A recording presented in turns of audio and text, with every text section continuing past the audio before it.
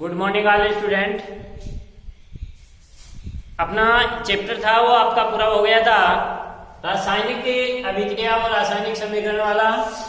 अब अपने इसकी क्वेश्चन है, जो आपके इम्पोर्टेंट क्वेश्चन है वो क्वेश्चन इस चैप्टर के आपको लिखाने हैं। पूरा चैप्टर है वो अपना कंप्लीट हो चुका था। क्वेश्चन नंबर 1 आता है इसका,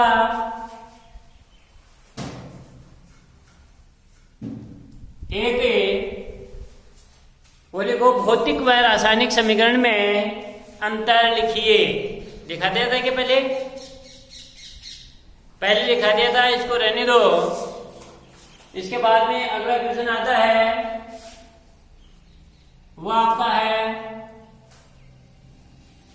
कोयले के दहन का रासायनिक समीकरण लिखिए। कोक या कोयले के दहन का रासायनिक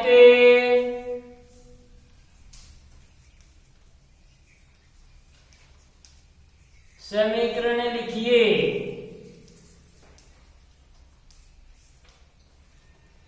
कोयले के दहन का रासायनिक समीकरण लिखना है। देखो अपना ये कार्बन था, C प्लस ऑक्सीजन की उपस्थिति में जुड़े ये जलेगा और CO2 बनेगी। ये कार्बन के दहन का रासायनिक समीकरण आपको लिखना है। केवल रासायनिक समीकरण पूछा है तो आपको इतना ही लिखना है। कार्बन है वो बेटे ठोस अवस्था में होता है, ऑक्सीजन आपकी गैसीय अवस्था में है, और ये CO2 है वो भी आपकी गैसीय अवस्था के अंदर है। केवल इस आंसर के अंदर आपको यही लिखना है, C प्लस O2। अभिक्रिया के दौरान CO2 का निर्माण होता है, कार्बन डाइऑक्साइड का निर्माण होता है। ये क्वेश्चन आपका पूछा जाता है, 1 नंबर का पूछा जाता है। क्वेश्चन नंबर दूसरा है, मैग्नीशियम के फीते, जो मैग्नीशियम होता है, मैग्नीशियम के फीते के दहन का रासायनिक समीकरण लिखिए।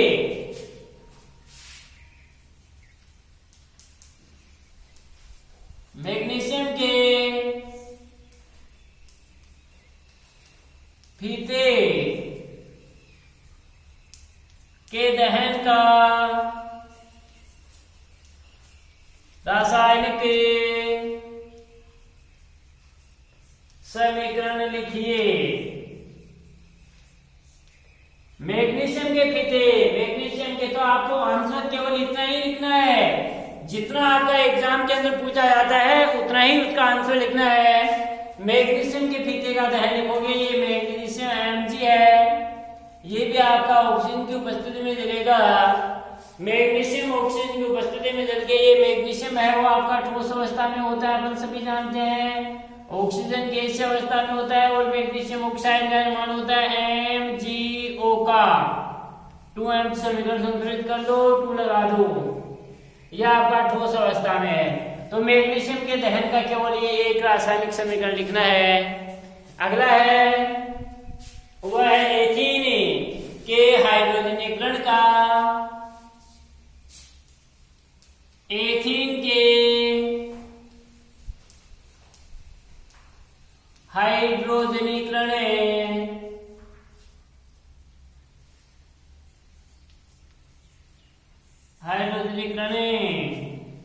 का समीकरण लिखो। एथीन है यह आपका CH2 द्विबंध CH2,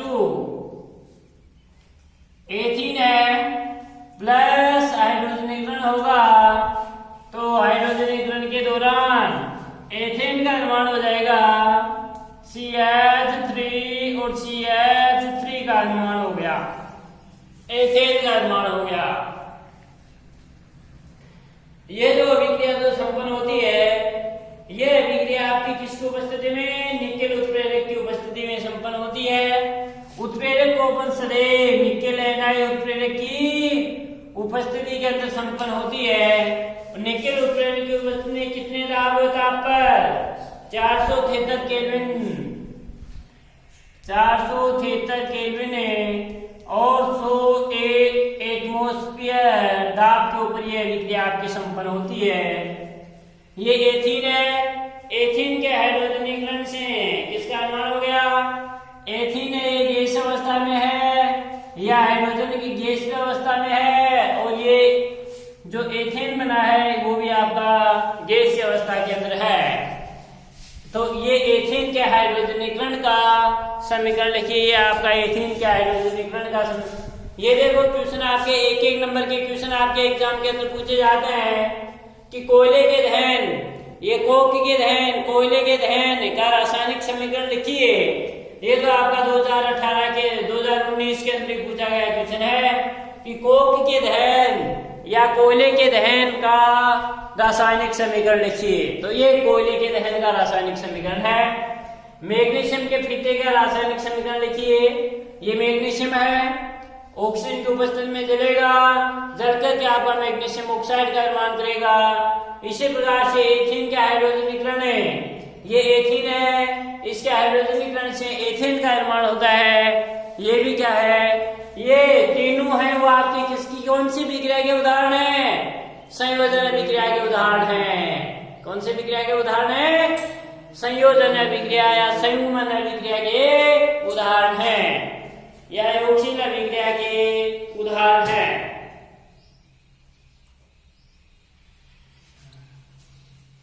अगला क्वेश्चन है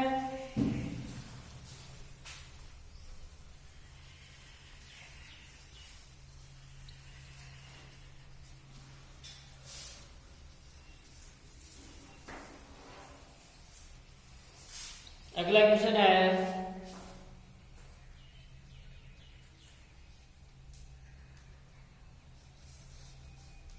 संयोजन अभिक्रिया का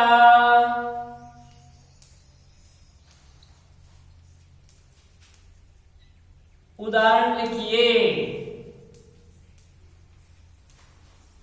संयोजन अभिक्रिया का उदाहरण लिखिए।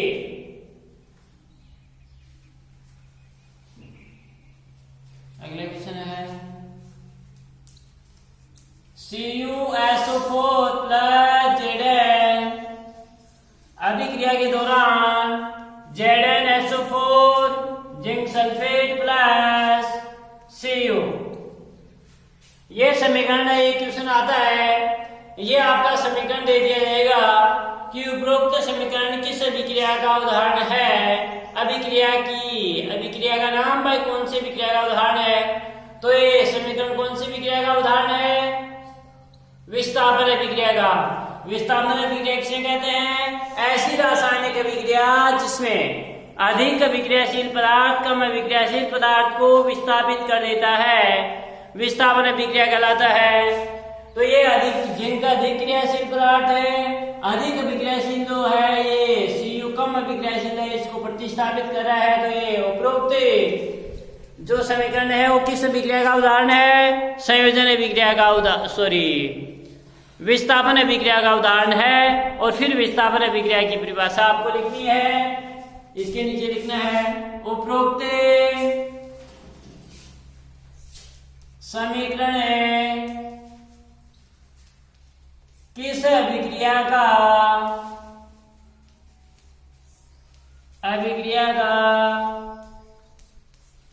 उदाहरण है? अभिक्रिया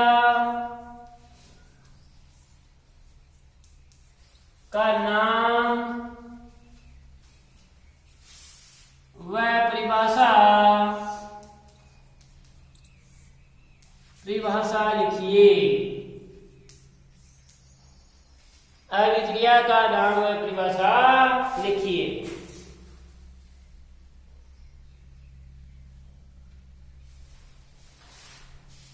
अगला क्वेश्चन है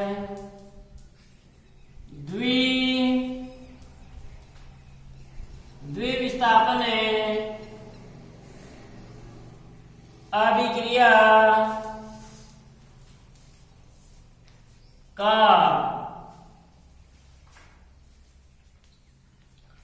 उदाहरण लिखिए। केवल एग्जाम्पल पूछा है तो एग्जाम्पल ही आपको लिखना है।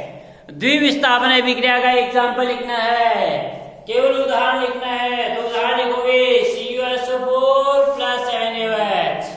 अभिक्रिया के दौरान आपका क्या बनेगा, CuOH का होल ट्वाइस और Na2SO4 सोडियम सल्फेट का निर्माण होगा।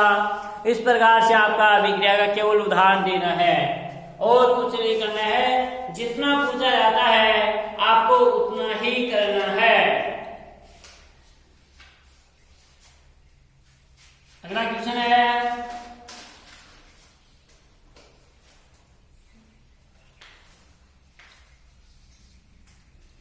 ताप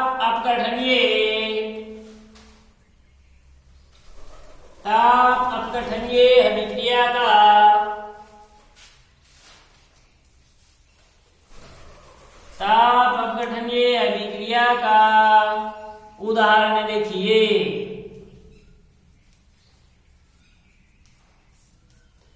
ताप अपघटनीय अभिक्रिया का उदाहरण लिखे, केवल आपको उदाहरण लिखना है और कुछ नहीं करना है।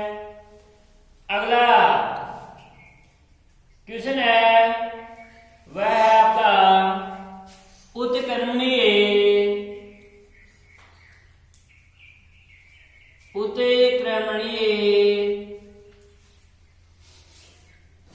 और अनुत्क्रमणीय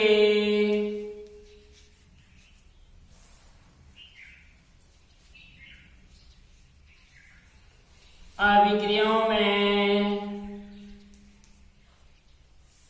उत्क्रमणीय और अनुत्क्रमणीय अभिक्रियाओं में अंतर लिखिए। उत्क्रमणीय अभिक्रिया किसे कहते हैं, ऐसी रासायनिक अभिक्रिया जो दोनों दिशाओं में चलती है, और अनुत्क्रमणीय अभिक्रिया है जो एक ही दिशा में आपकी संपन्न होती है। जो एक दिशा में संपन्न होती है उसको तो कौन सी अभिक्रिया कहते हैं, अनुत्क्रमणीय अभिक्रिया। जैसे आपके कोयले का दहन अनुत्क्रमणीय अभिक्रिया का उदाहरण है। और जो दोनों दिशाओं में संपन्न होती है उसको उत्क्रमणीय अभिक्रिया कहते हैं। अगला क्वेश्चन इंपॉर्टेंट क्वेश्चन है,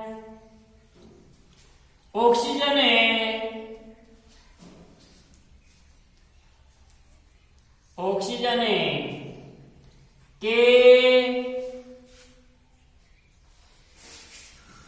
योग व ह्रास के आधार पर, योग व कमी के या ह्रास के आधार पर ऑक्सीकरण व अपचयन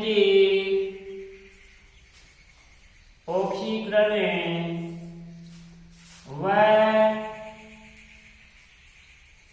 अपचयन को परिभाषित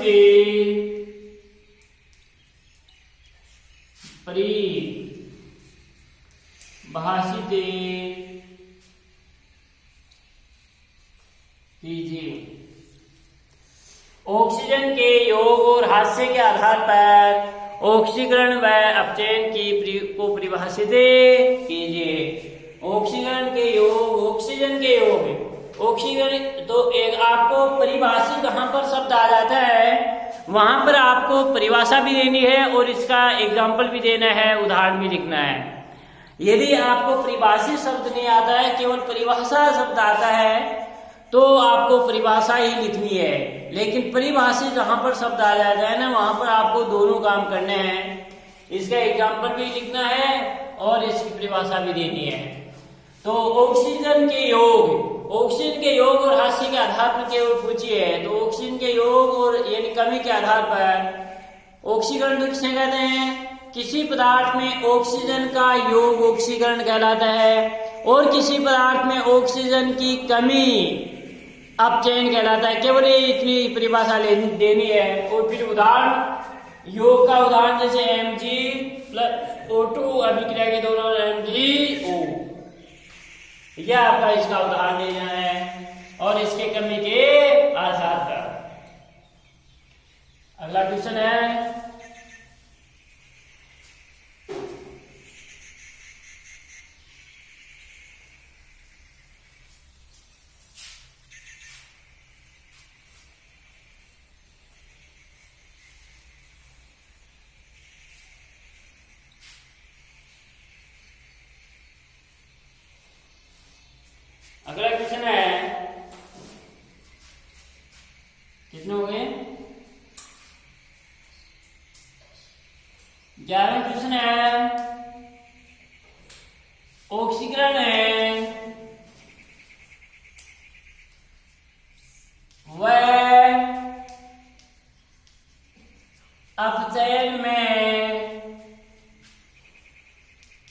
4 अंतर लिखिए। ऑक्सीकरण और अपचयन में कोई 4 आपको अंतर लिखने हैं। अगला क्वेश्चन है, आधुनिक या इलेक्ट्रॉनिक अवधारणा के आधार पर इलेक्ट्रॉनिक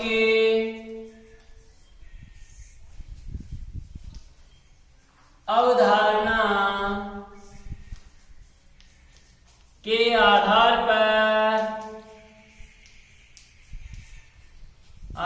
पर ऑक्सीकरण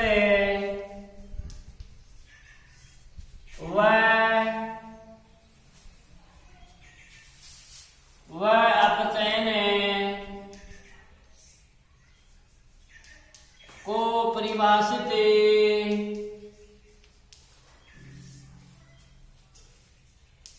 करो। देखो, परिभाषित जहां पर शब्द आ जाता है वो मैंने पहले बोला, आपको पूरा उदाहरण भी लिखना है।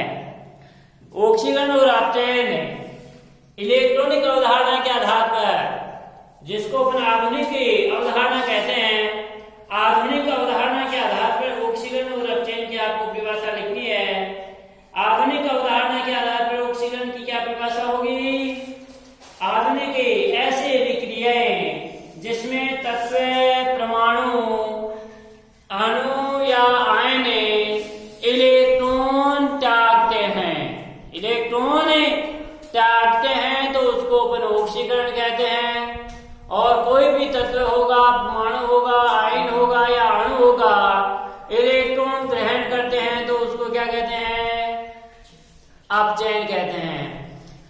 जो ऑक्सीकरण होगा है उसमें धनावेश में वृद्धि होती है और ऋणावेश में कमी होती है, जबकि अपचयन में धनावेश में कमी होगी और ऋणावेश में वृद्धि होती है। बस ये इसकी परिभाषा लिखनी है। अगला क्वेश्चन है, उदासीनीकरण अभिक्रिया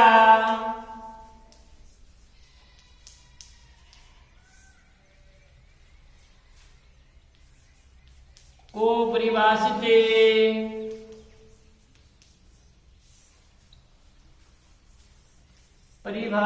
कीजिए। उदासीनीकरण अभिक्रिया को परिभाषित कीजिए। उदाहरण भी देना है और इसकी आपको परिभाषा भी देनी है।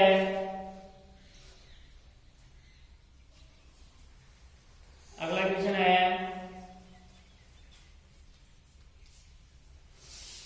Zn प्लस CuSO4 अभिक्रिया के दौरान ZnSO4 प्लस Cu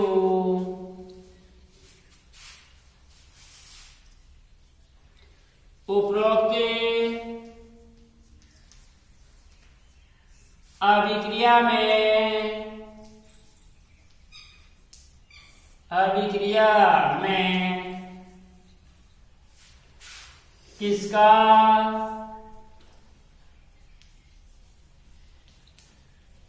किसमें ऑक्सीकरण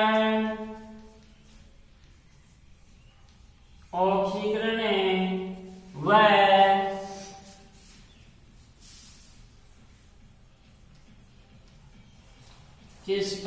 किसमें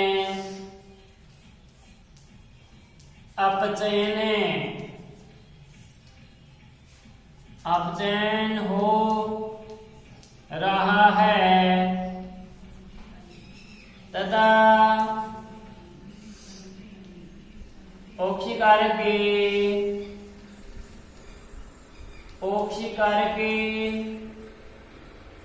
व अपचायक पदार्थों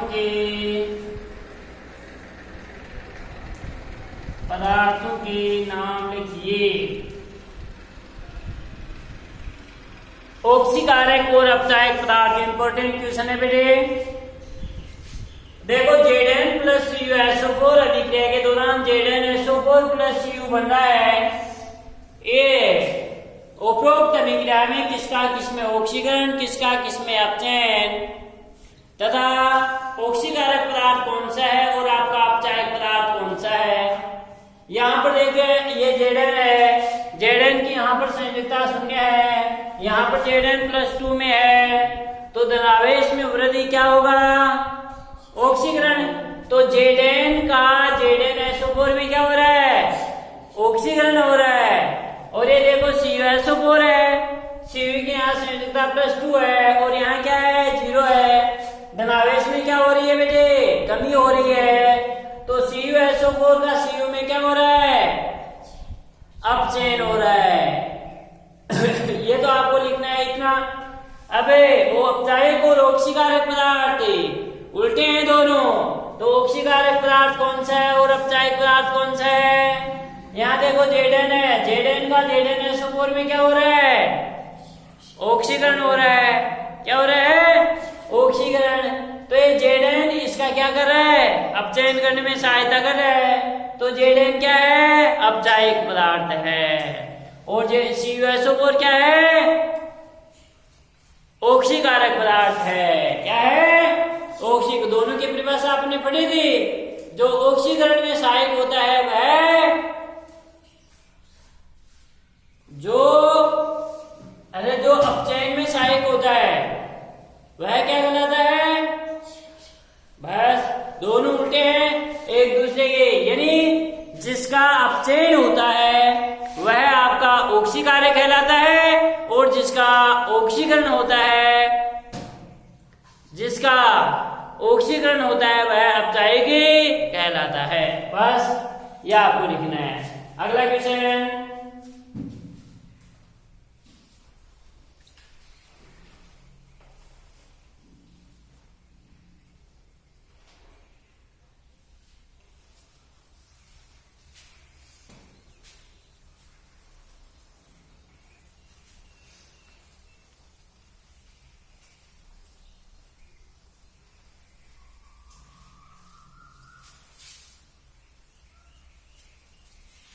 अगला क्वेश्चन है, कितने हो गए, 15वां क्वेश्चन है। उत्प्रेरक कैटालिस्ट, उत्प्रेरक किसे कहते हैं।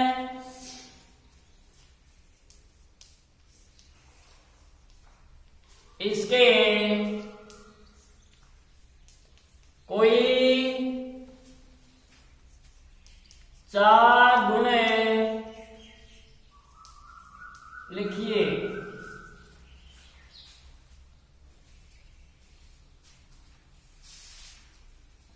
अगला क्वेश्चन है, समांगी व विषमांगी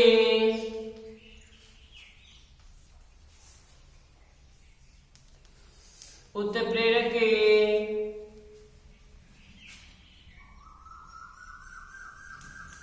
को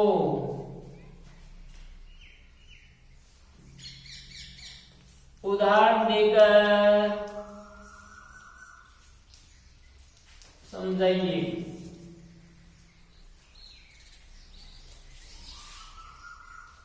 अगला क्वेश्चन है,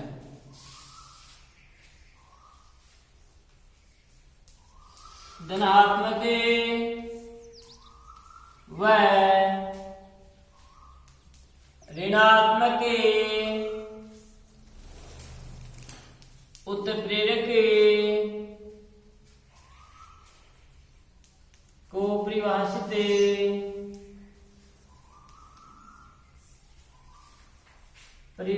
कीजिए।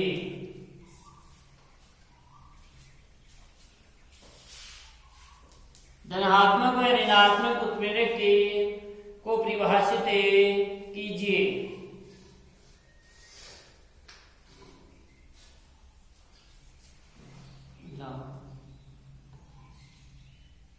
स्वतः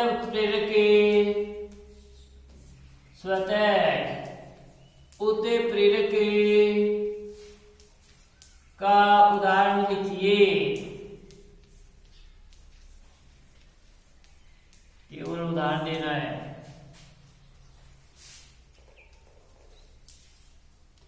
अगला, जैव उत्प्रेरक किसे कहते हैं? किसे कहते हैं? उदाहरण लिखिए।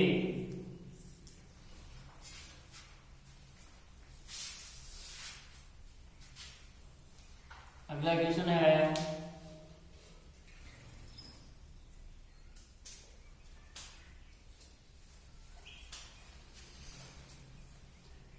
उत्प्रेरक वर्धक व उत्प्रेरक विषय को परिभाषित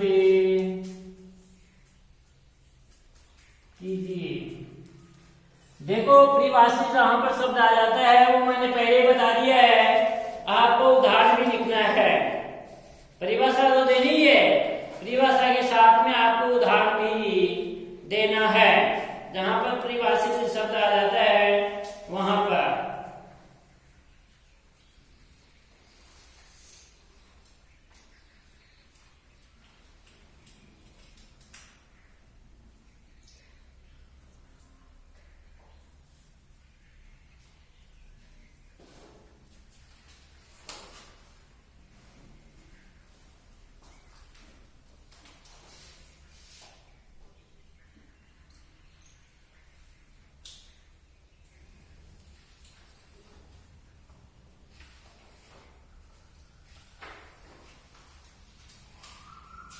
इसके साथ ये चैप्टर था अपना, इम्पोर्टेंट चैप्टर था, वह आपका पूरा होता है।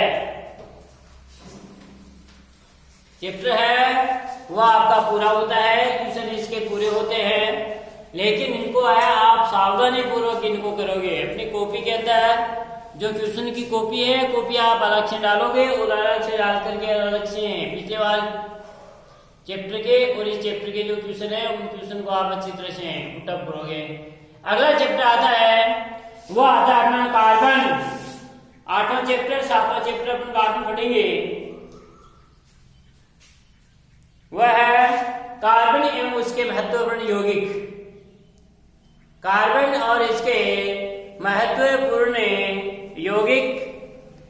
कार्बन क्या है, कार्बन की विशेषताएं अपन पढ़ेंगे और कार्बन के ही यौगिक है इस चैप्टर के अपन पूरे पढ़ेंगे।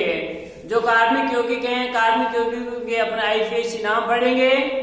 इंपॉर्टेंट चैप्टर है आपका कार्बन और इसके महत्वपूर्ण यौगिक।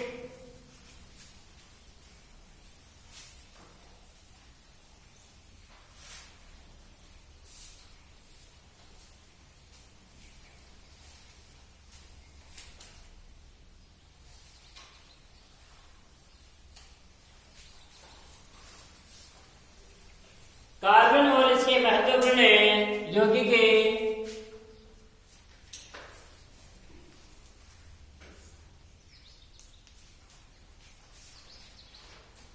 कार्बन और उसके यौगिक।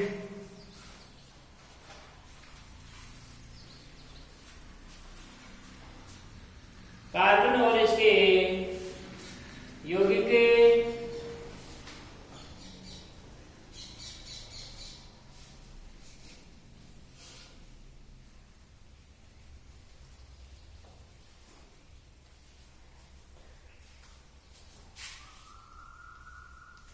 चार नंबर का चैप्टर है। 4 अंक का आपका चैप्टर है।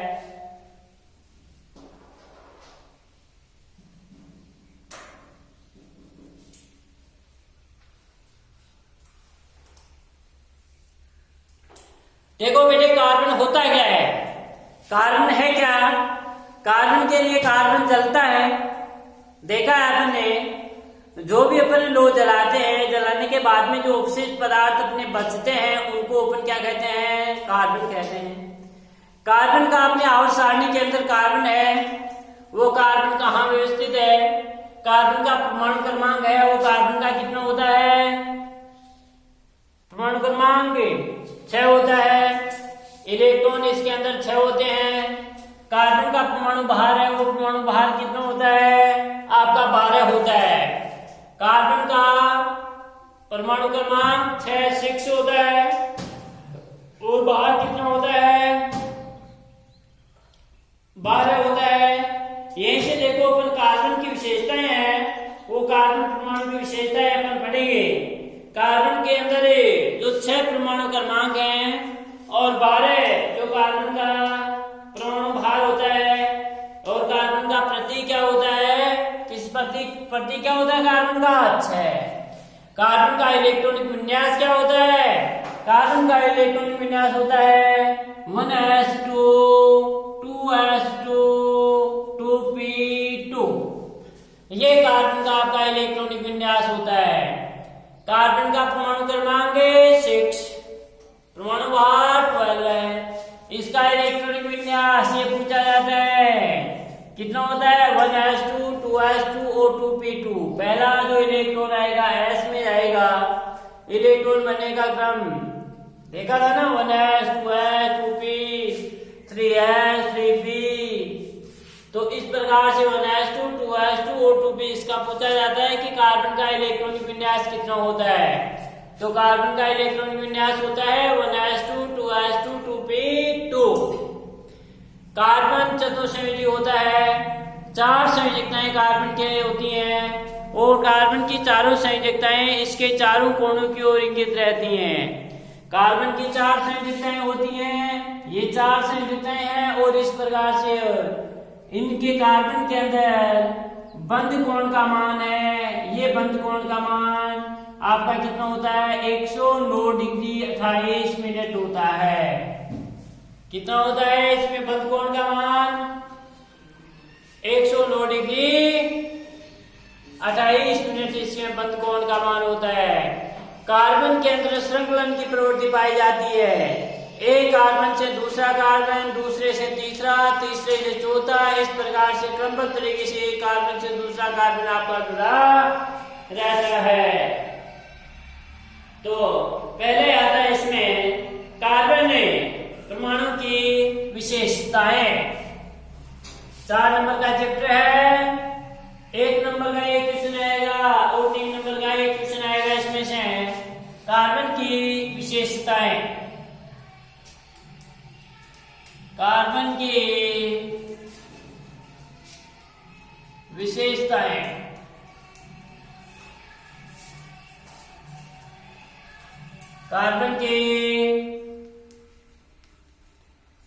कार्बन की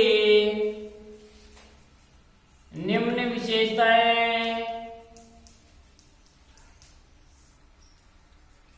विशेषताएं हैं। कार्बन की निम्न विशेषताएं हैं। इसमें पहले कार्बन की विशेषता है वह है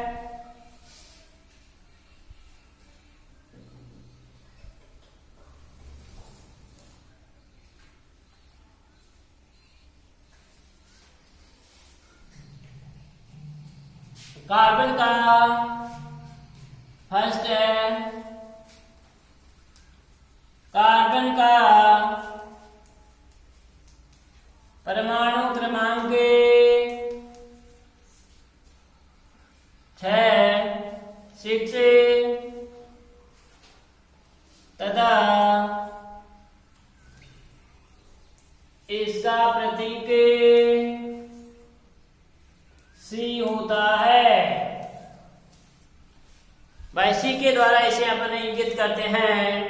प्रतीक क्या होता है इसका? C होता है।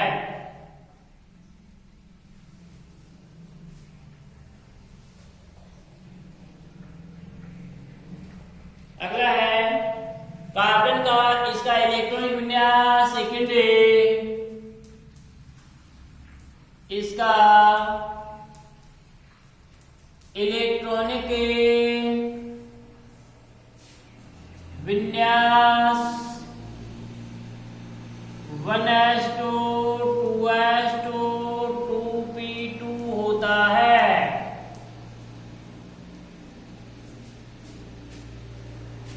One S two S two और 2p2 होता है।